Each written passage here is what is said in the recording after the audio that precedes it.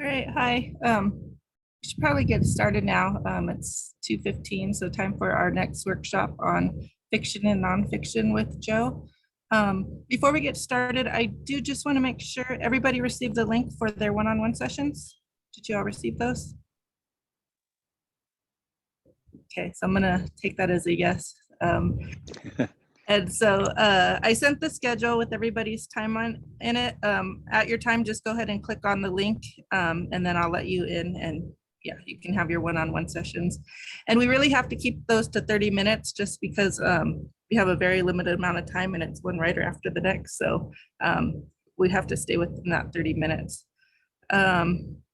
Chris, you want to swap times with Rania? And actually that's Laniko's time slot now, since we didn't hear from Rania. We can ask Laniko when she gets on. Should we do that? And I can even text her. Is everybody else okay with their time? Okay. Yeah, Chris, I'll check with Laniko and see if you guys can swap times. And then I think that's the only other announcement. The next session begins at 3:30, and that's with Jesse taking a live rent counter. And Joe, you have a short break. I think you have an hour and a half break until those writing. About an hour and a half. Yeah, right. Yeah, okay. So let's go ahead and get started with our next workshop. Joe, you are the author of both a number of fiction and nonfiction books. So you're going to talk to us a little bit about that today. I know our writers do both. You know, they write fiction, they write nonfiction, so many different genres. Of course. I'll go ahead and do you have a presentation for this one, or does Tasha have anything? Yeah, I emailed 2 PowerPoints this morning. One is about Ron is writing fiction. The other one's the processes of writing. So we'll do the fiction one first if you have it, or if somebody has it. Yep, I do. Okay. I was just waiting to hear which one you wanted. Sure. The fiction one first. Okay. Hang on, it's always a couple clicks here. Oh, let's go. Let's do the nonfiction one first. I'm sorry. I'm sorry. No, that's my mistake.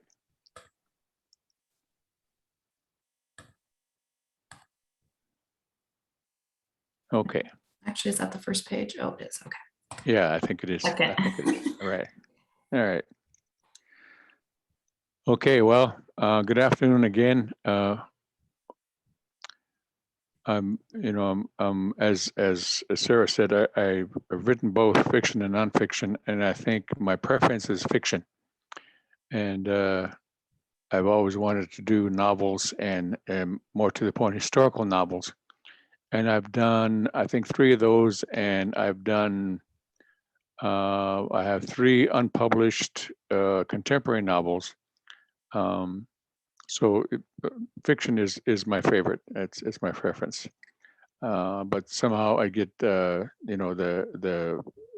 requests from publishers or other people have been to do nonfiction work.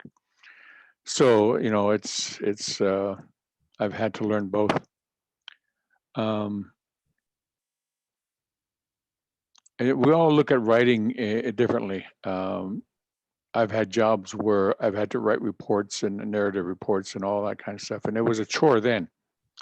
But this is a different kind of writing where you're writing, it becomes your job. It can you can call it your career or your calling or whatever. But the one good thing about writing, it can be done anywhere, at any time.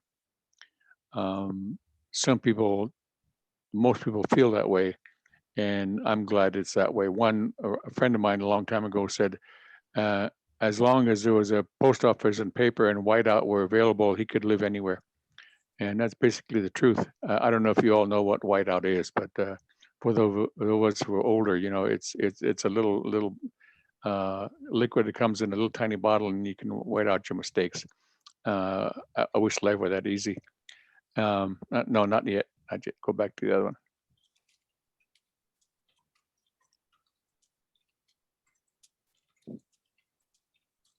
There you go. But today, it's even easier now that we have computers, and I carry my laptop with me everywhere. Now we can email, entire manuscripts where we had to carry a 3-pound package to the post office, but now we just click a button and off it goes, which is kind of scary to me. But now all I have to worry about is finding ink cartridges. And when you live in Mission, South Dakota, that's kind of hard when your printer runs out of ink. But you do know that if you are actively writing to any extent, it's a never-ending process. It's basically writing and rewriting and rewriting and rewriting. And that's just to satisfy yourself. And then once you get the piece to the publisher, it's a whole nother process entirely. And that's just for one book. And then you go on to the next. So it's a never-ending process, but I enjoy it. To me, it's not tedium. It's what I chose to do. It's my calling, and I enjoy it. And again, with a laptop, I can write anywhere. I've sat down and opened a laptop at airports, and wherever, and wrote 2 or 3 paragraphs or 2 or 3 pages. On to the next one. Okay. Thank you. So the first thing you need to do with nonfiction, if you're very, very serious about it and you want to pursue it, find yourself a really, really good agent. One that is familiar with the process of representing your work. One is familiar with publishers and a lawyer. There's a publication that I'm sure you know about. It's called the Writer's Digest. I think there's an annual revision. I think the latest version I have is 2 years old, and it's a complete listing of agents and publishers. And it involves, that is tedious to go through the listings of agents, the kind of material they represent, where they are located. And they're all over the place, but most of them are located either on the West Coast or on the East Coast. And the research you need to do is to see what kind of books they publish every year, how many they represent every year, and what kind of books they're looking for. Agents look for a certain kind of books, and some of them are specialized only in nonfiction. I have a nonfiction agent. I'm still in between a fiction agent. I'm looking for one.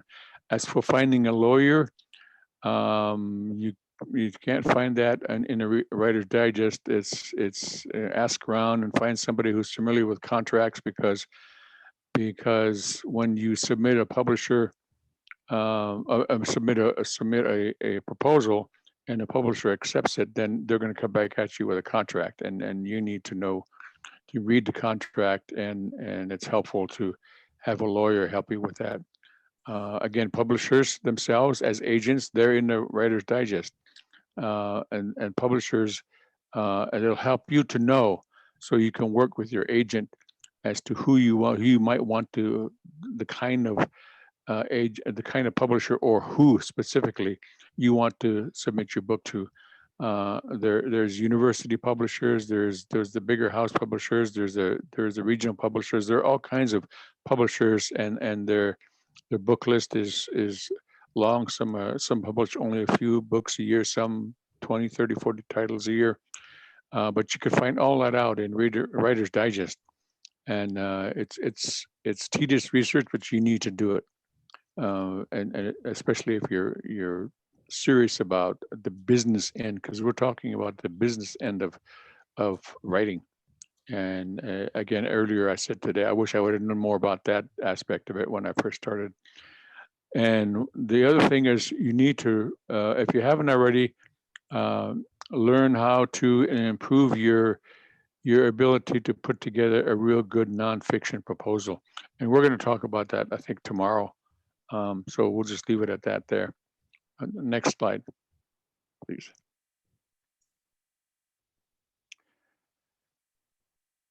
Anytime that you can, anytime that your schedule permits. Of course, now it's different with the pandemic, but now a lot of things are on Zoom, so it's entirely possible to take part in workshops and courses, writing workshops.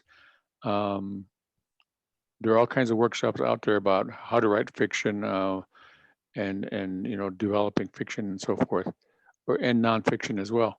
So whatever is available in your area, and if you can certainly do it by Zoom or online, take advantage of it, because you might learn something that's helpful to you in your process of producing your book. You can never know too much, and the one other thing that I would encourage is for you to do a lot of reading, not just to learn about a topic, but to sort of familiarize yourself with the different styles out there, in order to help you find your own voice. I'm not advocating that you copy anybody else's style, but when you read, one thing you do is you ingest information. You learn something about a topic or whatever, and that can stand you in good stead later on. But the more you read, the more you are able, at least for me it was, be able to find my own voice, find my own style, just because I learned things. And then pick your topic. And we talked about that yesterday. I mean, the gamut of issues and circumstances and events in Indian country, especially, is long. I mean, there are all kinds of very, very serious topics that we need for the world to know about. And as I mentioned yesterday, one of them, the missing and murdered Indigenous women, and how we're handling the pandemic, what happened up in North Dakota with the pipeline protests and so forth. There's all kinds of issues that the wide world doesn't know about, that we contend with all the time. And those are what you can talk about. And it's entirely your choice. It's what you're passionate about. It's what you think you need to add your voice to and put it out there in the world. That's what you need to do. So, and once you're through with one topic, then you can go on to the next. But again, it's something that it's a topic or a circumstance that you believe in, that you think needs a voice, that you think needs a perspective, for the world to hear. So, next slide.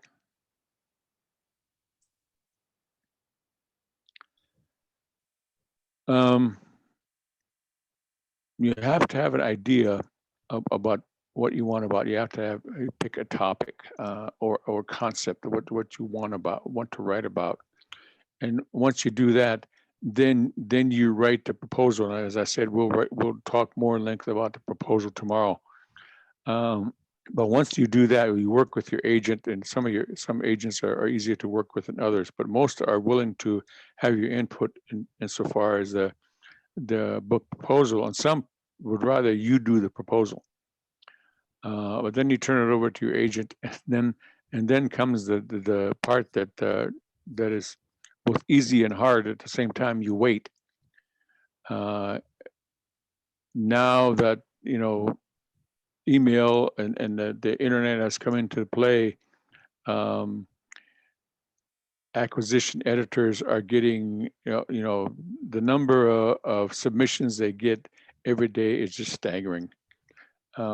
When I first went to New York in 2000 to sell my manuscript, to talk about my manuscript, I think I mentioned I went from one publisher to the next, 6 publishers over 6 days. It was interesting to know that, to learn, to see that, still in those days, 20 some years ago, a lot of submissions were by hard copy still. And there were a couple editors' rooms I walked into where they had a small room off to the side where there were stacks and stacks and stacks of hard copy submissions that were turned in by agents. And believe me, they weren't just on tables. They were from the floor to the ceiling in some cases. So they deal with a lot of submissions all the time, to the point where some of the acquisitions editors have readers that they hire to read the material for them, and then just write an evaluation of what they've just read. But now, as I said, with the advent of the internet, and everything is so easily sent over the email, then the amount of submissions is staggering. But if they do pick your material, they'll send you an offer, a contractual offer, and you need to be sure, with the help of a lawyer or somebody who knows book contracts, read the book contract thoroughly, and then if necessary, make a counteroffer. Usually, the offer comes. In most cases, not all publishers will offer a monetary advance. And most of them do. Some of the smaller publishers don't, but those that do will make an offer of an advance, and they will usually pay that advance in 3 increments when you sign the contract, when you deliver the manuscript to them, and when the book is published. So your advance doesn't come usually in one lump sum up front. It'll come in 3 different payments, divided equally usually. So that's the process. And if you review the contract and you're not satisfied with any aspect, the time that they offer, the time that they want you, they're giving you to write the book, if that doesn't seem long enough, then you negotiate for a longer time, or percentage. There's a industry-wide percentage of, it starts usually at 7%, 7.5%, and works its way up to 15%, depending on the level of sales. So you need to read that contract line by line and know what it's all about before you sign, because once you sign, that's it. There's some of them will renegotiate, but most of them won't. So review the offer carefully, make a counter offer if necessary, if you think it's necessary. And once all of that is done, then that's when your work really begins. That's when you sit down at your computer and start writing the book. And be mindful of how much time they have given you, or will give you. So that's part of the process. Next slide.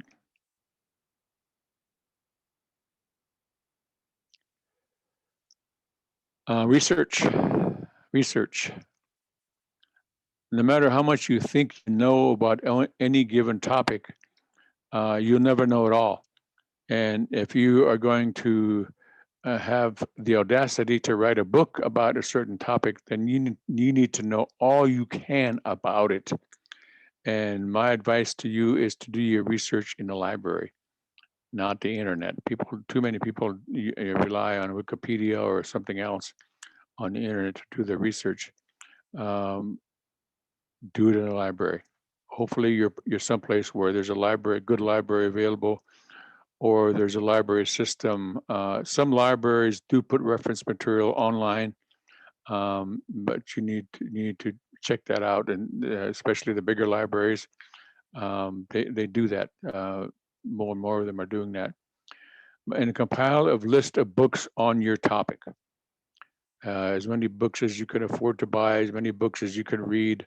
One of the things that you need to do for yourself is look at the index and the bibliography and the resources that they list for a given book. Write those down or record them in some way, because that might come in handy. And the kind of resources that they cite really talks about how well they've done their research for the book you're looking at, for your book you're reading and you're using as a resource. So any kind of book that you read or acquire or using in your research, make sure you list the resources that writer or writers have used, and do all the reading you can. As I said in the earlier slide, read as much as possible. Read articles, read research papers, read essays about the topic that you're going to write about, and if possible, rely on firsthand accounts. There are firsthand accounts that have been recorded, have been documented for events, for any issue. Make use of those and go there first. And if you can, interview people if the circumstances allow you to do that. And that's all part of their research process. And the more information you have, you may not use it all. You may not end up using it all, but the fact that you have it there available is a comfort to know. Next slide.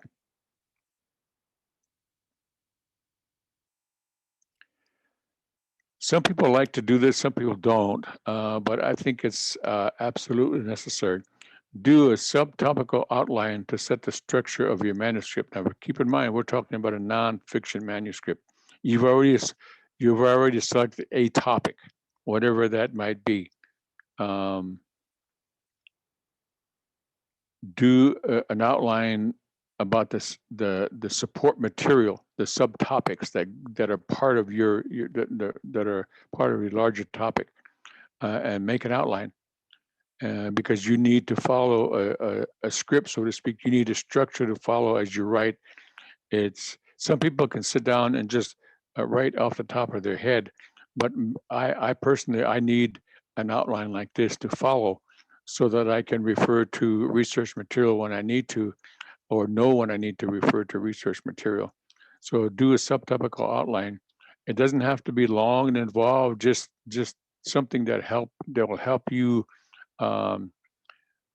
set a pace and write every day. And it's a guide. It's a guide that is necessary. It's certainly necessary for me. And one of the things that I do also is I write every day. It doesn't have to be anything involved. Sometimes it's just a paragraph or two. Sometimes it's several pages. It all depends on circumstances of the day. But if your calling, your job is to write, then write. Take the time, make the time, set aside so many hours every day to do that. My favorite time to write is early in the morning. Always, it doesn't matter what time of the year it is. I'm an early riser anyway. I learned that from growing up with my grandparents, because they were early risers. So it's a habit I have, which is a good thing, because I get up now, especially with laptops and computers. I can open that laptop and write anytime, actually. But I do most of the writing. I start it early in the morning, and that doesn't stop me from doing it throughout the day. If I want to devote a whole day to writing, or several days in a row to writing, which I've done a lot. But the point is, write every day. Write every day. It's your job. It's what you decided for yourself you're going to do. So if you want to be a writer and write. And I usually set a minimum number of pages. When I really get rolling, I set a minimum number of pages that I can produce every day. And that's usually anywhere from 4 to 5 pages a day. I can sometimes do more than that. I've been known to write up to 20 pages in one day, but that's not the norm. It's more normal for me to write 4, 5, 6, 7 pages in one day. And that's to help me establish a pattern or rhythm.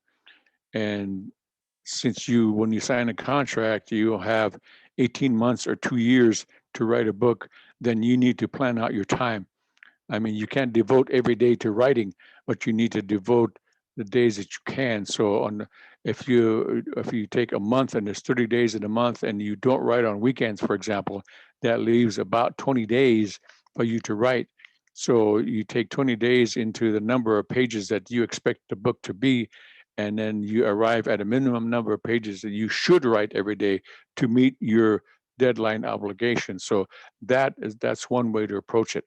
But the basic advice is to write a minimum number of pages every day. So that way you establish a pattern, and that'll carry over from one project to the next. Next slide.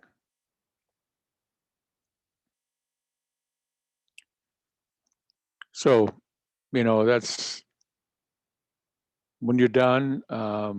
You can use, what I do is usually I do editing all along the way, self-editing. Nothing is set in stone. Don't be afraid to edit your own writing. I do it all the time. I finish a chapter, and usually I'll go back and reread it several times. Not to admire my writing, but to make it better, and make necessary edits and deletions if possible, if necessary. So self-editing is important. Once all of that is done, and you're as satisfied as you can be with what you produced, then you send it off to the editor. And as we all know, it's easy to do these days. You just click on the Word file and bring it up and email it to your acquisitions editor. And then you wait. And that's, it's one thing we all can do. Some of us do it better than others, is we wait. Eventually, in a couple of weeks or more, in my experience, I've gotten back editor's notes in as little time as 3 weeks and as long as 6 weeks. So it varies from publisher to publisher, from editor to editor, how long they take. There was a time when editors were switching over from hand notes, from putting notes in the margins by hand. Some couple editors still do, but most of them now have gone into editing software. So they had to learn the software.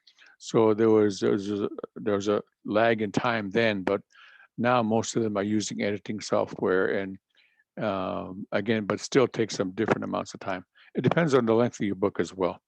So it'll come back because there is a contractual obligation for them to do that. But it'll come back to you with all kinds of notes and comments. And the first thing I usually do is at one time I would just go chapter by chapter. I would look at all the comments and notes, but then I would do the whole thing. I would sit down and just over a period of a day or however long it took, I would look at all the comments and notes before I even did anything about them, so that I knew where the editor was coming from. I knew the kind of changes they wanted, they were recommending. And don't take anything personally as far as the notes and the comments are concerned. The editor is not reaching out to slap you in the face. She's trying to help you make your manuscript better. She's trying to help you make your book flow better. That's her job. And the editor who sends you back notes may not be the same editor who accepted your work. It may not be the acquisitions editor. It may be some other editor who has been assigned to read your book. But most of them are very experienced and they've done this before, so they know what they're doing. You don't have to take every bit of their advice. What they're suggesting are just that, suggestions to make changes, and some of them obviously it may be some kind of a grammatical error or whatever that you need to make, but you don't need to accept at face value all of their suggested changes, but you do need to look at them carefully and see how they fit in and see how they affect your copy, your manuscript. And then you do the rewrites. And make sure that you looked at all the notes and comments that the editor has sent, and either follow them or not. And usually when you've turned down a comment or turned down a suggestion, you need to write in the comment column why you did that, unless it's really, really obvious. And then of course you do the rewrites, and then more rewrites. And I used to be afraid of rewrites in the process, but I found out that that's a necessary part of the process. And then this can happen more than once, where you send back your copy, your response, your edits, and you send back to the editor, and they'll read it again with all of the edits done, and then they'll come back with even more suggestions, or a fewer suggestions, or no suggestions at all. And that's just the way it happens. It's part of the process, and it's one that those of us who publish books know that it is. And some of us consider it to be a chore. Some of it, take things too personally, but you can't. This is your job, and as I said, the editor is only there to help you improve your book. And then when the book is done, when the editor says, okay, this looks good to me, and you agree, then it's time for you to celebrate and then think about your next book. So there we go. That's about nonfiction. So if there are any questions, we'll keep them to the end. So if you would mind bringing up the other set of slides about the writing fiction. There we go.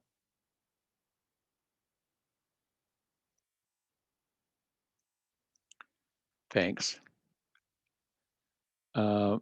Fiction, we all know what fiction is. I think generally speaking, fiction is literature in the form of prose. And I'm talking about short stories and novels. And it describes imaginary events and people. And with the possible exception of historical novels, sometimes we choose to use real people in a fictional setting, as I did with a couple of my novels. I used Crazy Horse and other people of that period who were real as part of a fictional story. So that's another way you can do it. Next slide.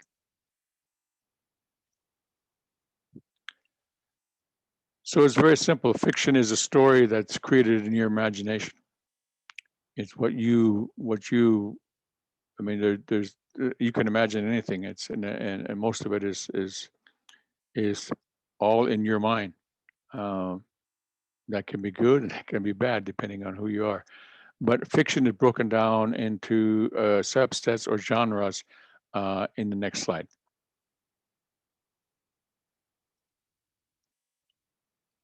So these are basically the kinds of fiction that we all read, see, or know about: historical mystery, science fiction, fantasy, drama, comedy, action, adventure, an epic saga.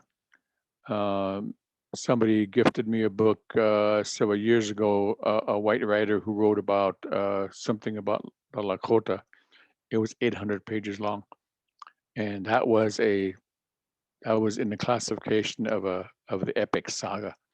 And then, of course, there are thrillers, there are westerns, and then there are horror stories.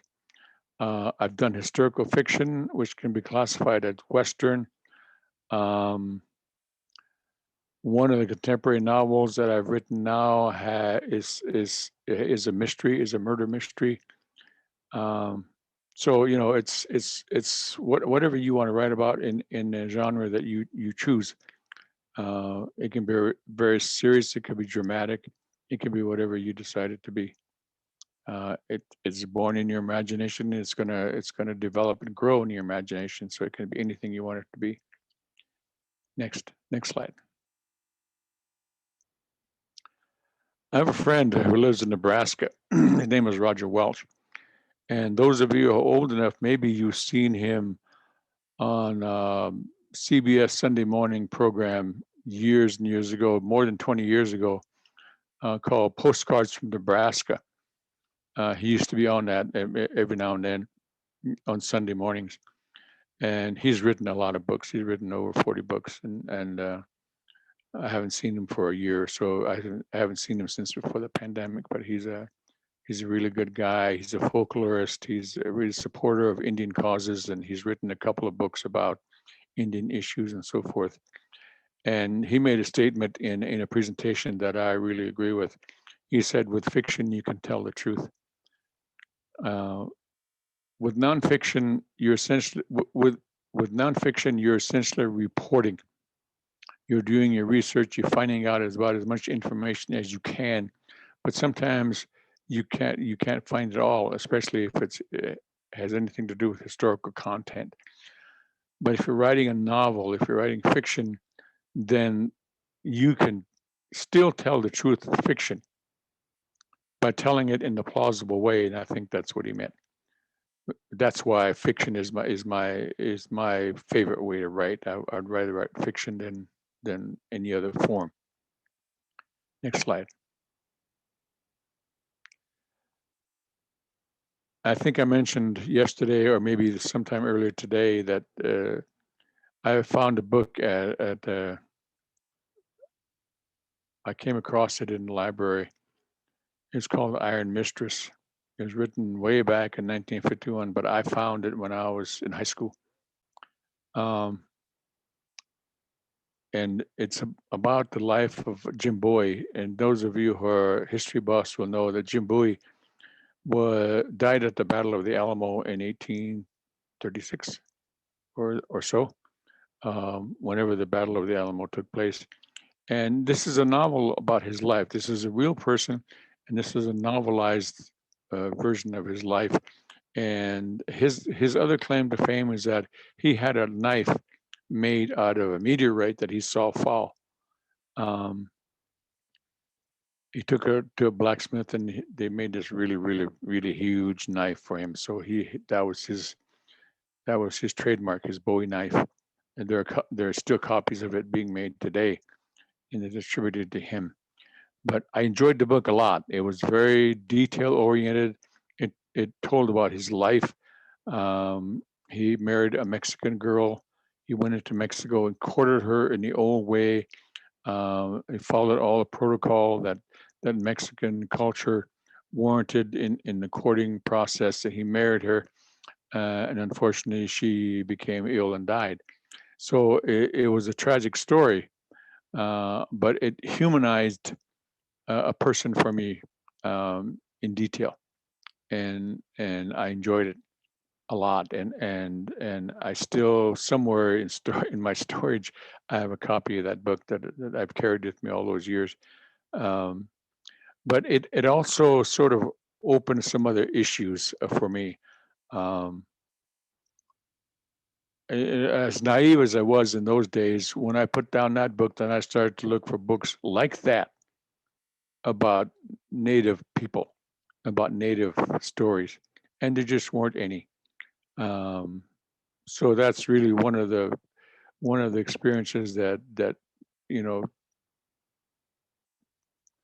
came that prompted my thinking about maybe possibly becoming a writer someday, at least a storyteller. So that was my introduction to fiction. Next slide.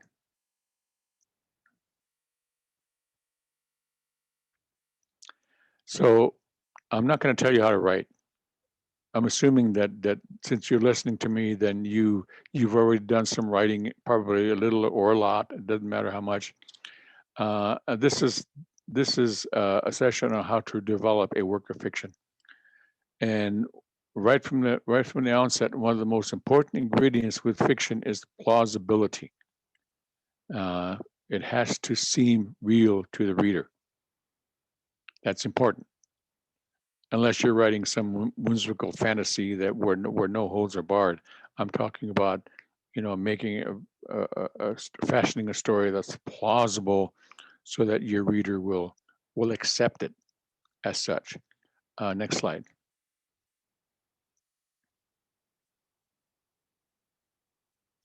So the other really, really good piece of advice that I can give you is write what you know, and from your knowledge and your experience. Use that experience and use what you know as the foundation for developing more knowledge and more awareness of any given topic, any given event, any given person. But base it on what you know, because then you're staying in your comfort zone.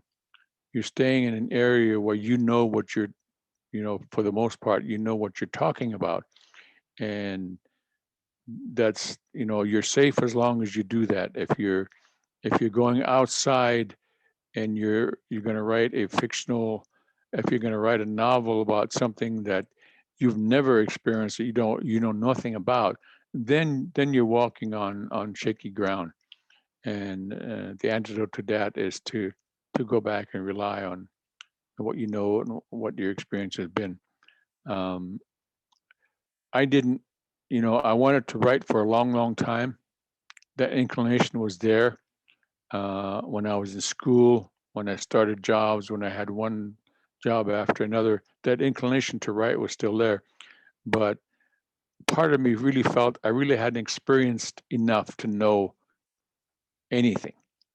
And so I didn't really start to write until I was in my 40s. Then I felt maybe I knew a thing or two, and at least I learned how to learn.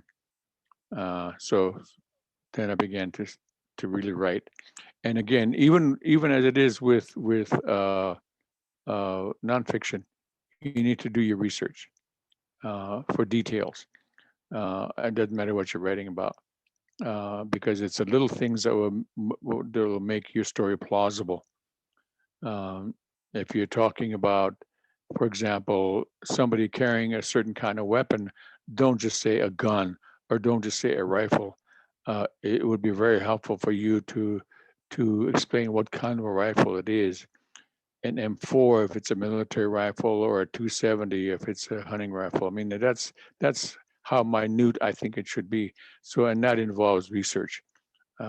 Research is always necessary, no matter what kind of writing you do. Next slide.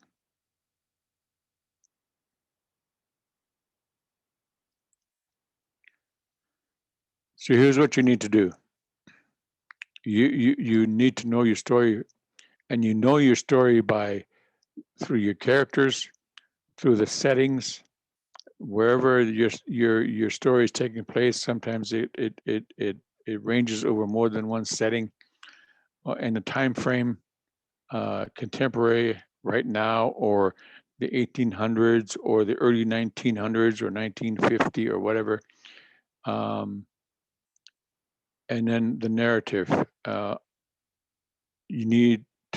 You should write a narrative outline. But so these are the elements that I use when I'm developing the structure of the book. And it's based on the characters, the settings, the time frame, and the narrative. Next slide.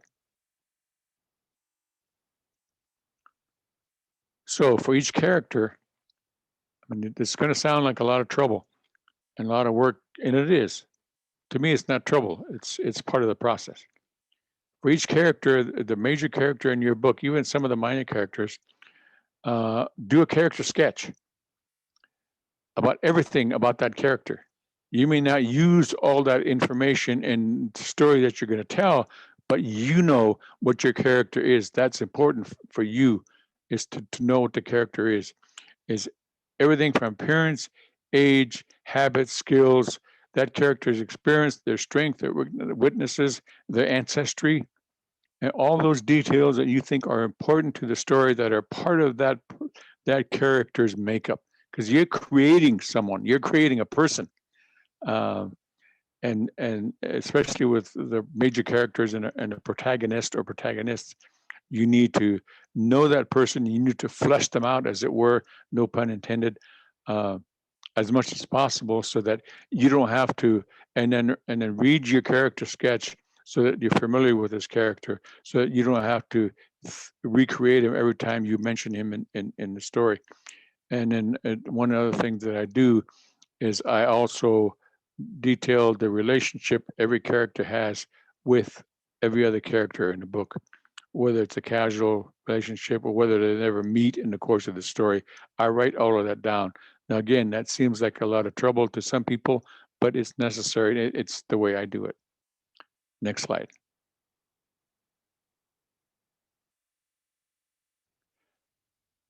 The settings is where your story takes place. And it depends on what you want to write about. It could be city, town, mountains, plains, swamp, street, building, whatever, wherever. And then describe it specifically. List it generally first. Such and such a town, a city of 50,000, or a mountain range in the west, or whatever it is. Visualize it in your own mind. Describe it as much as you can in this sketch, what it looks like in the summertime, what it looks like in the wintertime, what the street looks like, all the sights and the sounds and the smells that go with it. Put those in your sketches so you're familiar with your setting, because you're the storyteller and you need to know all those details in order to have a complete story. And then describe each setting specifically.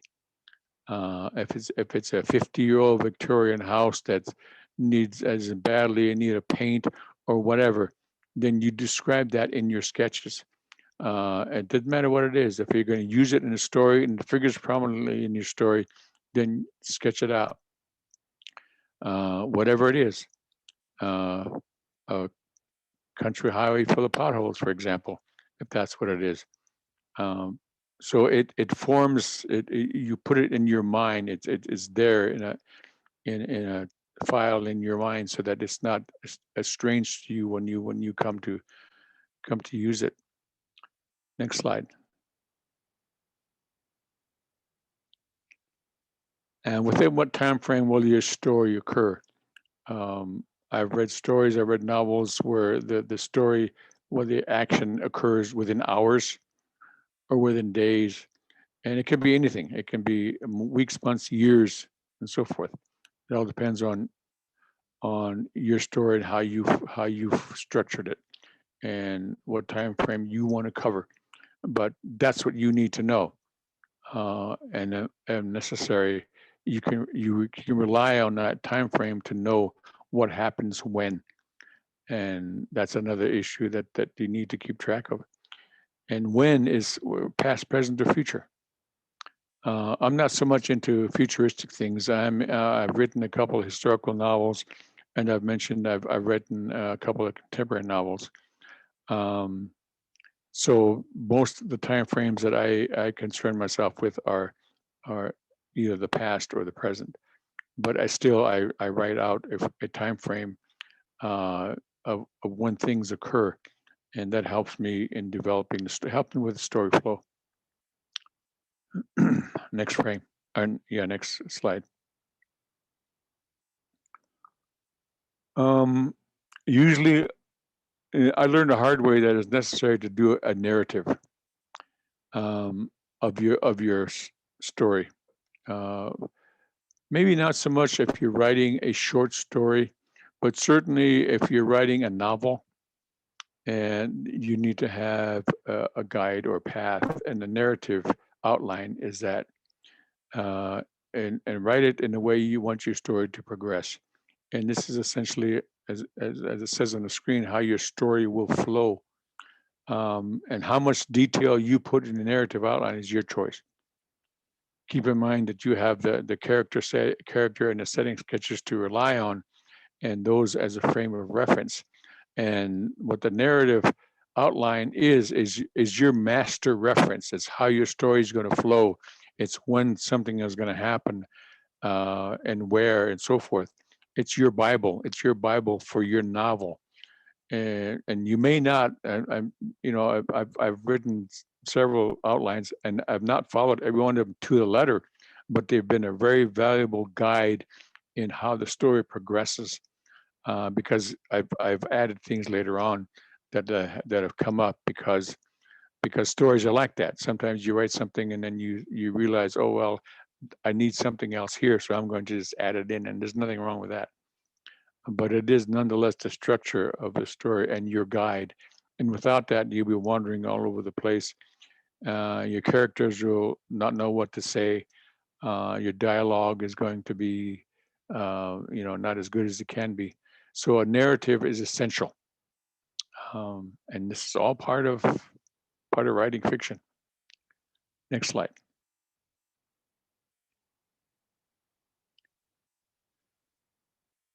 It's not an unusual technique to write the ending first. I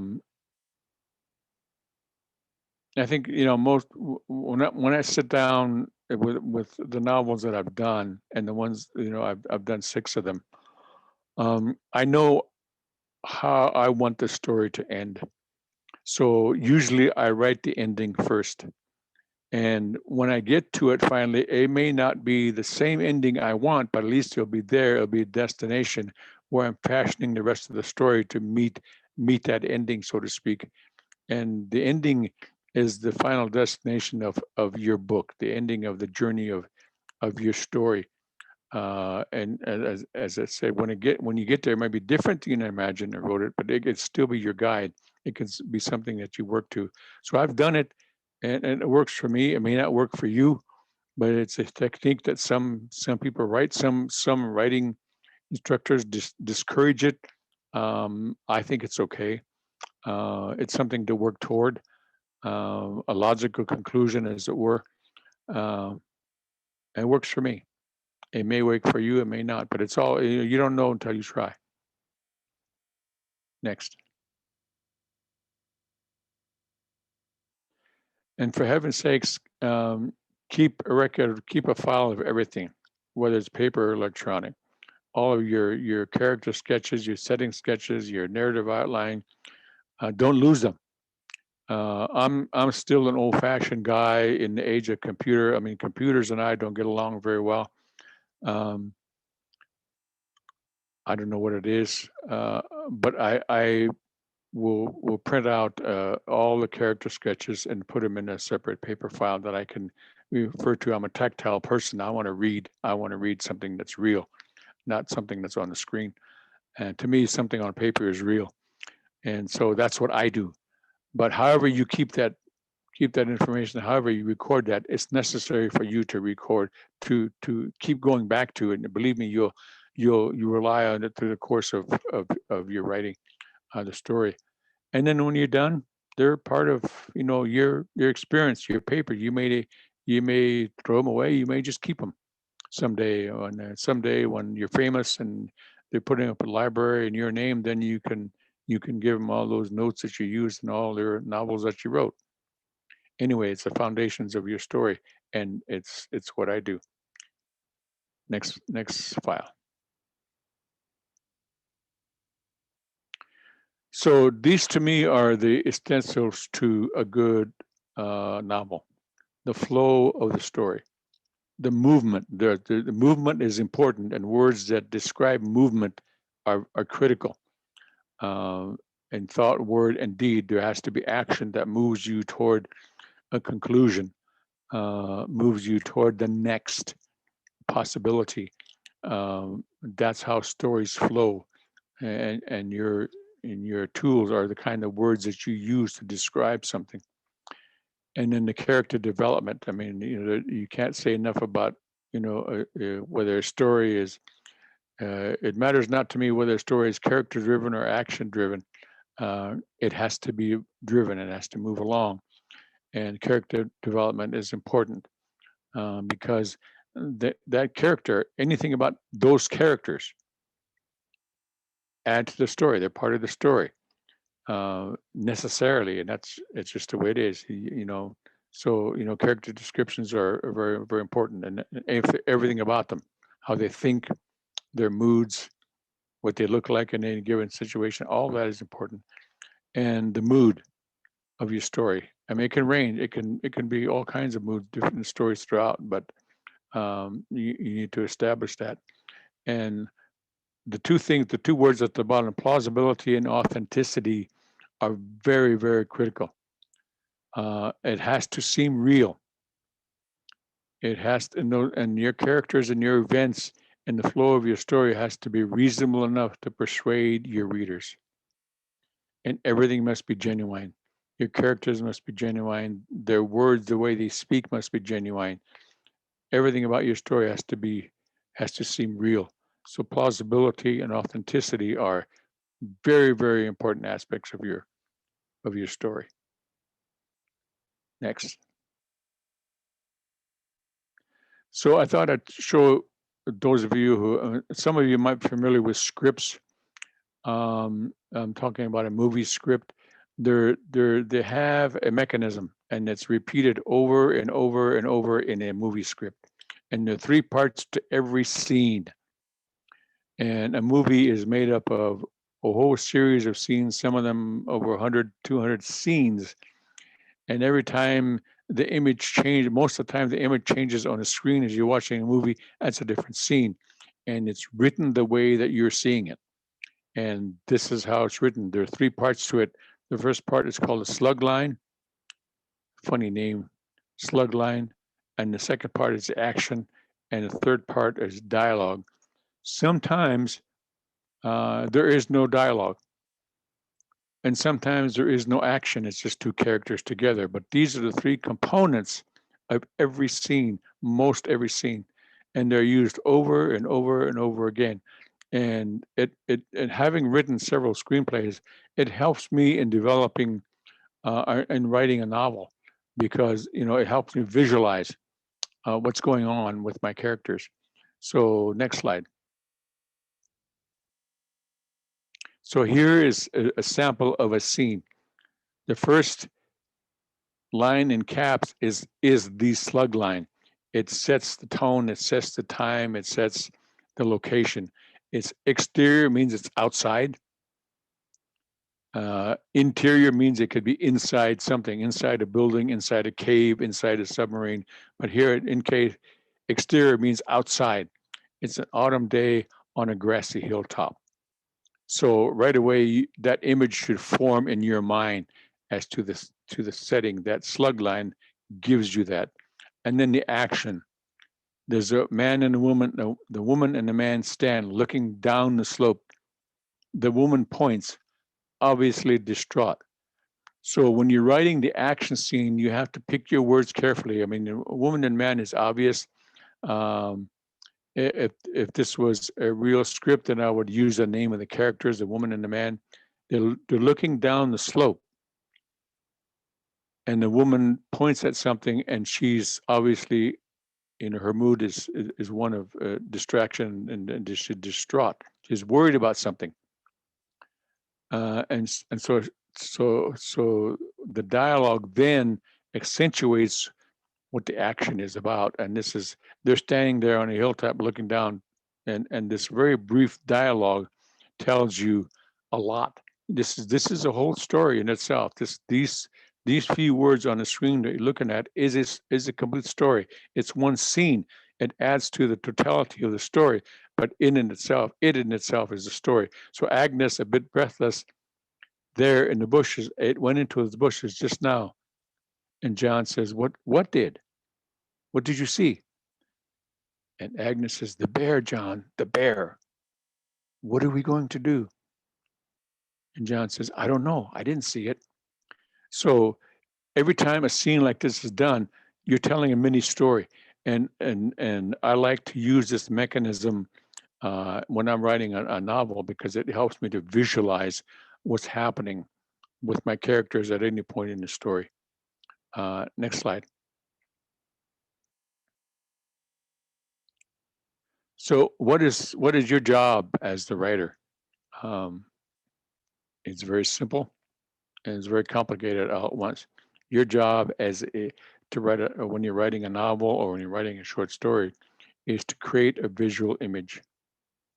And that you do that, but with the words and the mood they create, like the hilltop and so forth, and the woman being distraught. You're creating a visual, you're grabbing that reader and saying, okay, this is what's going on. And the next thing you need to do, all those things lead to you grab the reader's emotions. You appeal to who they are as an individual, as a human person. You scare them, you make them happy, you make them sad by what you write. That's your job. These are your jobs. These are the two parts of your job as a writer of fiction, is create a visual image and grab the reader's emotions. And if you do that, then they'll keep turning the page. And hopefully you'll have a bestseller.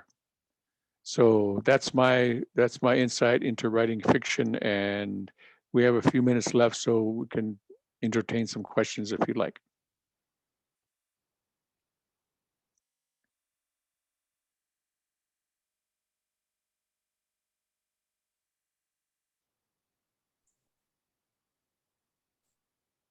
That was a really great presentation, Joe. There was a ton of information in there that I found really helpful.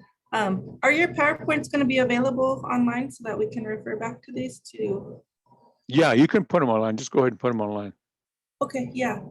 Yes, I know they're already being, they're being uploaded when the videos are being uploaded. They're at the bottom in the web portal. So, and they're available. You can preview them with in the viewer and then download them. Yeah, because I noticed it's already 2:15, so we should probably take our break.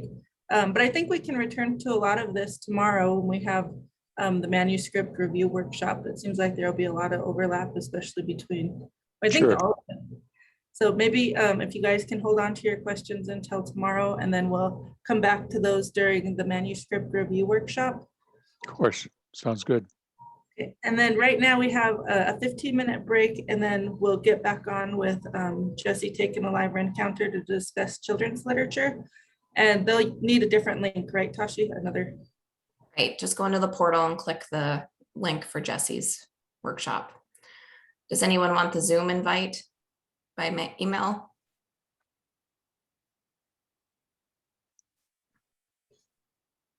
Doesn't look like it. All right, we'll see you over there.